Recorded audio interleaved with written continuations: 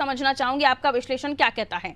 अब चुनाव प्रचार थम चुका है, जो कह सकते थे, जितनी बयानबाजियां हो सकती थी वो तीखे प्रहार हमने सुने, लेकिन हिंदुत्व की राह पर चलने वाले मुख्यमंत्री योगी आदित्यनाथ जिस तरीके से उन्होंने बयान दिए हैं या प्रचार किया है, सीधे तौर पर उतने पोस्टर समाजवादी पार्टी के मुझे लगता है कि इतिहास में अभी तक नहीं लगे होंगे और उतरे होंगे जवाब देने के लिए। यानी उस बयान ने कहीं ना कहीं खलबली तो समाजवादी पार्टी के खेमे में मचाई थी, और बोल रहे थे वो भले ही महाराष्ट्र में, लेकिन उसकी गरज सुनाई दे रही थी उत्तर प्रदेश में। ये माहौल उत्तर प्रदेश में देखा गया, लेकिन अब चूंकि जनता ने जो मूड बना लिया है उसे भांपना जरूरी है। क्या सोचते हैं आप? 9 सीटें आपके लिहाज से आपके जहन में क्या कह रही हैं? देखिए पारुल जी, मुझे लगता है कि भारतीय जनता पार्टी से स्वयं भगवान नाराज है।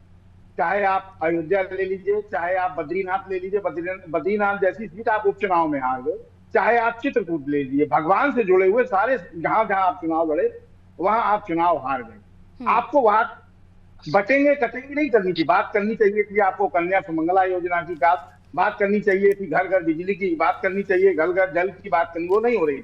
बात क्या हो रही है? देश अभी थोड़ा सा पारुल जी पीछे चलेंगे, लोकसभा के चुनाव में आपको याद हो देश के यशस्वी प्रधानमंत्री जी ने एक ट्वीट करके ये शुरुआत की थी कि देश की 140 करोड़ जनता मोदी जी का परिवार। उसके बाद पूरे देश के सारे भारतीय जनता पार्टी के नेताओं ने यही ट्वीट किया।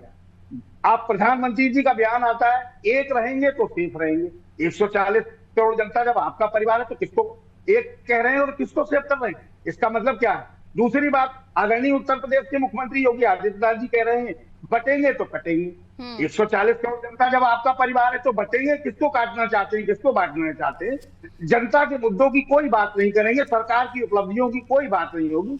इससे साफ जाहिर है कि भारतीय जनता पार्टी हिंदुत्व की राजनीति कर रही है। अब आप इस तरह की बात करेंगे तो योजनाएं कहां चलेंगी आपकी? जो 10 साल आपने देश में सत्ता चलाई, 7.5 साल उत्तर प्रदेश में आपको शासन करते हुए हो गया, तो निश्चित रूप से जनता की बेरोजगारी की आप बात इसलिए नहीं करेंगे क्योंकि आप कहना नहीं चाह रहे बेरोजगार की हालात क्या है। आप देख लीजिए इलाहाबाद में 20,000 लड़के छात्र जो है सड़कों पर पड़े हुए, कोई सुनने वाला नहीं है, कोई समझने वाला नहीं है। तो निश्चित रूप से बेरोजगारी, महंगाई, सड़क, बिजली, पानी, स्वास्थ्य, इन पर कोई मुद्दे पर बात नहीं हो रही। बात अगर इस तरह की नहीं करेंगे, जनता अपने मुद्दों से कभी नहीं भटकती है। लोकसभा के चुनाव में आप परिणाम देख चुके हैं, जनता अपने मुद्दे पर रही और परिणाम ये आए कि आप 300 से 240 पे आ गए। जी पारुल जी। ठीक है, आपका